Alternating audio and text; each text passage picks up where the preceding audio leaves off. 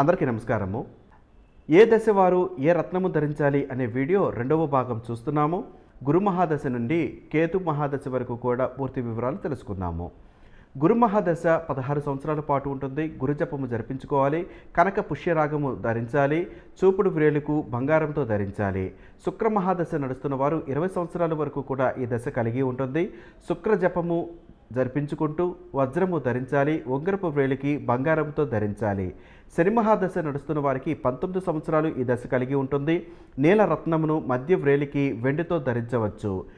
రాహు మహాదశ నడుస్తున్న వారికి 18 సంవత్సరాల పాటు ఈ దశ కలిగి ఉంటుంది. రాహు జపము జరిపించుకుంటూ గోమేదకమును మధ్య వ్రేలికి వెండితో ధరించవచ్చు.